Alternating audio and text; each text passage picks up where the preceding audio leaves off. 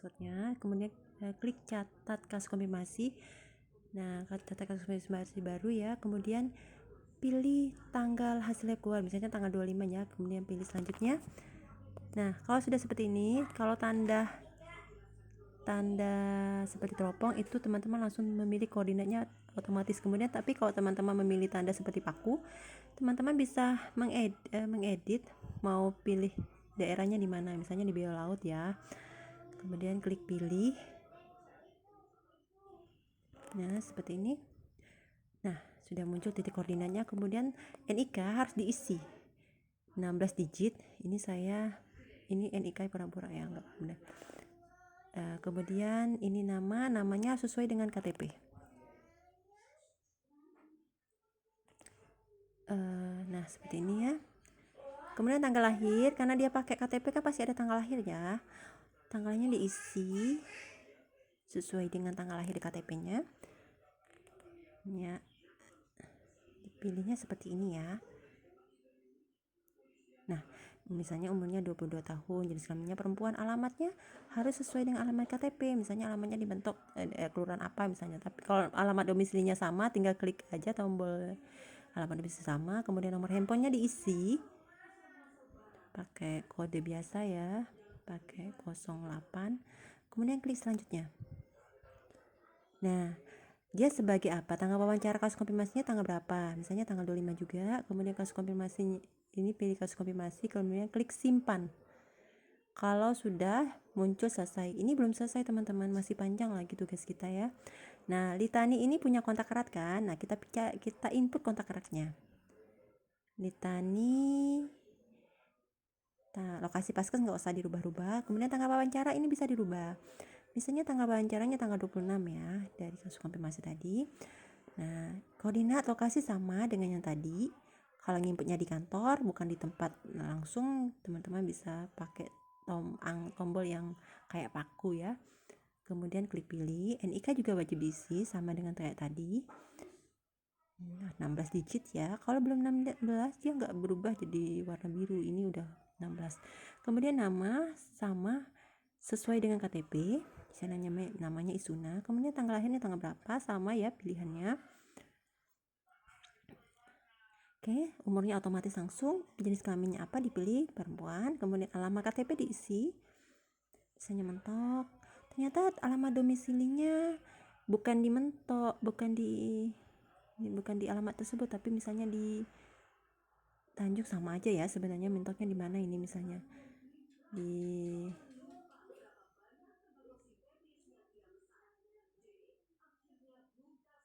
Pahit misalnya. Nah, nomor telepon juga harus diisi. Kemudian klik selanjutnya. Nah, ini kontak erat tadi ya. Tanggal wawancara kontak eratnya tanggal berapa?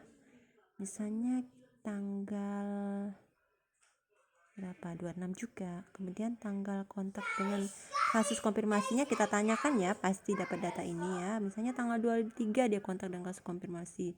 Kemudian hubungan dengan kontak erat apa? Keluarga misalnya. Kemudian klaster, teman-teman boleh pilih sesuai dengan teman-teman mau, misalnya klaster perumahan. Kategori kontak eratnya seperti apa? Misalnya kontak fisik ya. Kemudian tanggal entry test, ini kapan pertama kali mau dilakukan pemeriksaan lab misalnya. Exitnya tanggal berapa terakhir ya, tanggal mau dilakukan PCR. Kemudian klik simpan.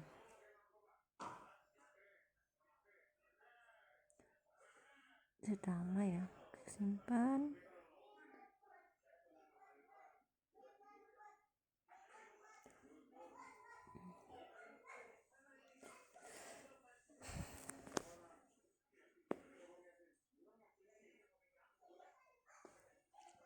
Nah, data kontak erat sudah terinput. Litani punya kontak erat atas nama Isuna. Nah, ternyata dia punya kontak erat lagi nih atas nama misalnya tanggal wawancaranya tanggal berapa? Tanggal 26 juga ya. Klik selanjutnya. Koordinatnya juga dipilih ya. Tanjung misalnya ya, koordinatnya dicari. Tanjung ada nggak ada.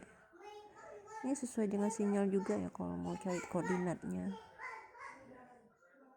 tadi kayak tadi belot bisa ini juga.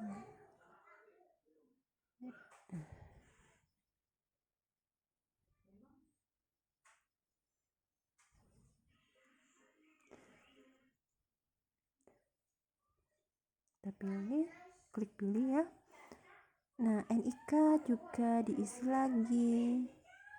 Kalau NIK ini sudah otomatis ya, kalau NIK-nya benar, nama, tanggal lahir, umur itu langsung terisi sendiri, nggak perlu di input ini, karena NIK-nya NIK pura-pura, enggak sesungguhnya, jadi namanya kita isi sendiri.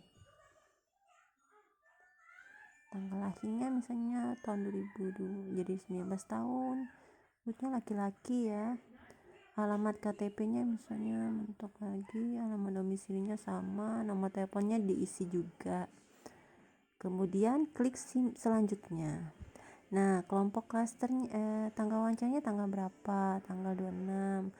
Tanggal kontak dengan kasus konfirmasinya tanggal berapa? 23 misalnya. Hubungannya apa? Misalnya hubungannya adik ya. Kemudian klasternya klaster perumahan tadi ya, sama kan soalnya. Kemudian jaraknya 1 meter, identitasnya diisi juga. Nah, kita sekarang sudah, si Litani ini sudah punya 2 kontak erat atas nama Isuna dan Uut.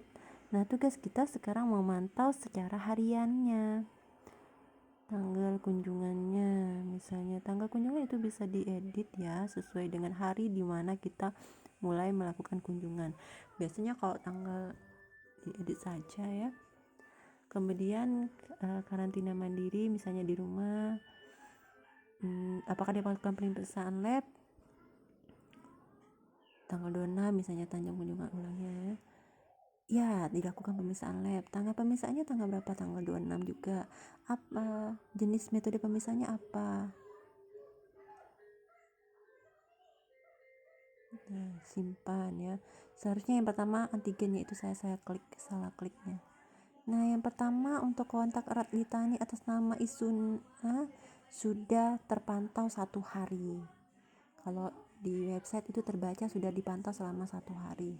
Tapi masih banyak, masih berapa hari lagi nih sampai hasil exit testnya keluar. Kalau seandainya teman-teman klien kita nggak mau dilakukan pemeriksaan lab, kerja teman-teman tracer lebih berat lagi, karena teman-teman tracer harus memantau selama 14 hari.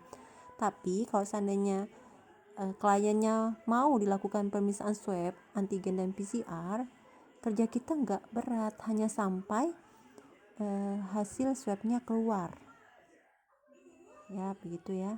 Nah, ini kita isi lagi ya, tanggalnya tanggal berapa, antigen hasilnya negatif misalnya ya, klik simpan ya, ini ya. Nah, Uut sama Isuna ini selama 1 hari ini sudah dipantau. Nah, kita lanjut ke hari kedua.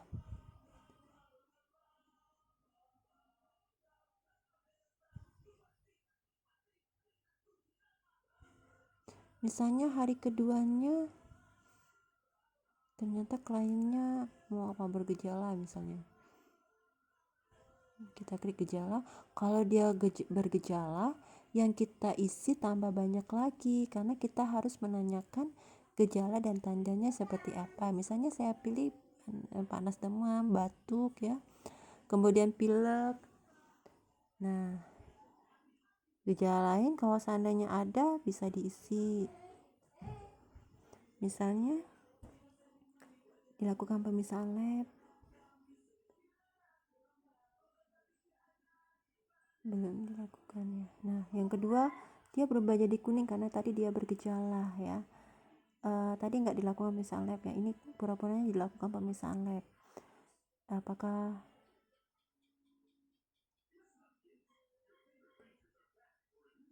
bergejala ya, tadi ya pemeriksaan lab dilakukan.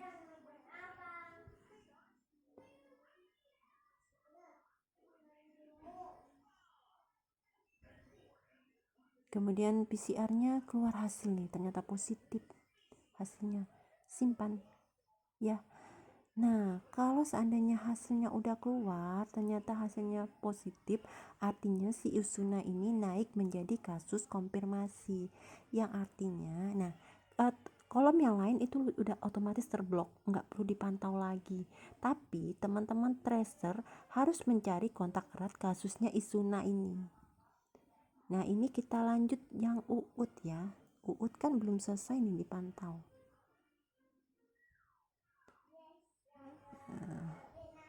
Nah, hari kedua Uut sudah selesai dipantau. Hari ketiga, keempat, kelima dipantau terus sampai hasil PCR-nya keluar. Nah, misalnya hari pura-puranya ini udah hari kelima ya.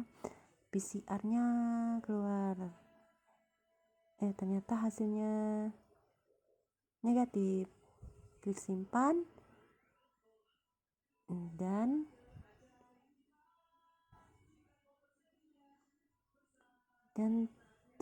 tugas teman-teman udah selesai. Kolom lain udah keblok, nggak perlu dipantau lagi. Tinggal kita menyusuri kasusnya Isuna tadi. Nah, karena udah selesai, kontak eratnya sudah selesai dipantau semua, status Litani ini harus selesai, diklik selesai. Jadi kita udah tutup nih kasusnya karena sudah selesai, kasus kontak eratnya sudah dipantau semua. Tinggal yang Isuna, karena dia kasus konfirmasi, kita cari nih. Nah, udah selesai ya. Dan teman-teman nggak bisa lagi menambah kontak erat di sini kalau seandainya kasusnya udah ditutup. Makanya harus hati-hati menutup kasus. Kita cari ya, kita coba cari yang Litani tadi. Litani ada nggak, muncul nggak di kasus konfirmasi? Nggak muncul lagi namanya karena kasusnya udah ditutup. Tapi si Isuna yang kontak erat tadi kan dia positif nih pura-puranya. Kita filter, nah muncullah kasusnya. Nah, kita cari lagi kontak eratnya. Sama dengan tadi ya, caranya sama dengan tadi diisinya. Wawancaranya, makanya kita perlu form manual. Kalau belum sempat diinput, form manualnya diisi dulu. Nanti kalau sudah sampai rumah atau dalam waktu senggang bisa diisi. Jadi tugasnya para tracer itu mulai dari mendapatkan informasi tentang kasus positif, mengkonfirmasinya kepada klien yang positif, mewawancarai kasus konfirmasi tersebut dan menanyai kontak eratnya. Terakhir, kalau datanya udah didapatkan, teman-teman tracer mengisi ke dalam laporan silacak tersebut. Ya. Jadi minta tolong kepada teman-teman tracer agar rajin-rajin berkoordinasi dengan PJTLI Puskesmas karena mereka yang pegang data, yang share data kasus konfirmasi dari mereka dapatkan kepada para tracer. Mungkin hanya itu ya. Kalau seandainya ada yang mau didiskusikan, teman-teman tracer bisa menanyakan langsung ke PJTLI Puskesmas. Kalau seandainya tidak bisa dijawab, kami insya Allah dari kabupaten bisa mencoba menjawab ya. Kalau seandainya kami juga nggak bisa, kami akan mencari jawabannya langsung ke Kementerian Kesehatan ya. Seperti itu ya teman-teman, dicoba-coba lagi saja karena ini sifatnya aplikatif ya. Rajin dicoba, mudah-mudahan ingat. Terima kasih. Wassalamualaikum warahmatullahi wabarakatuh.